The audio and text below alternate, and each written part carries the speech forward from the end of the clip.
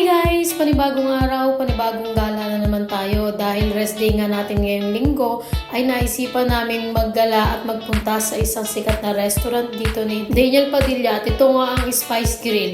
Naisipan nga namin dito umorder para matikman ang kanilang sikat na Cajun seafood at ito ay meron din nga ni rice. After ng ilang minutong pag-iintay ay ito na nga dumating na nga yung order namin. Marami na kami natikman dito seafood restaurant pero try din namin to kung masarap ba talaga at kung worth it talaga yung 79 dirhams na good for tuna. Dahil sobrang bango nga nito nung naglalakad kami sa food court kaya naisipan na din namin tikman tong seafood nila.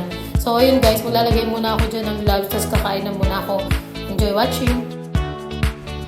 Okay naman para sa akin pero yun nga lang nakulangan ako sa lasa pero may kanya-kanya naman tayong preference so kung bet nyo to, tikman nyo na lang din. At after nga namin kumain ay nagpunta na nga kami dito sa favorite ko syempre Starbucks, magkakape muna kami at siya naman sa Paparotti at nag-decide na nga kami na dito na lang kami kumain para makain ko din yung na favorite namin. At syempre weekend walang pasok, naisipan namin mag-book ng hotel para maiba naman ang aming ambiance dahil nakakabagot nga sa kwarto namin. Siyempre, hindi kompleto ang gabi pag walang food trip ulit. Kaya kinuha na namin itong in-order namin KFC dito sa baba ng hotel. At siyempre, itong isa pang pampataba na favorite namin, ang kunafa. So, ayan na nga, bubuksan ko na siya at titigman ko na. Ito nga pala ang sikat na dessert dito sa Dubai.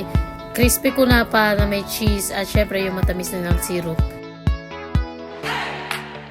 So, yun guys. Salamat nga pala sa mga nanonood ng vlog ko. At dito na nga nagtatapos ang aming weekends at uuwi na kami. Bye-bye!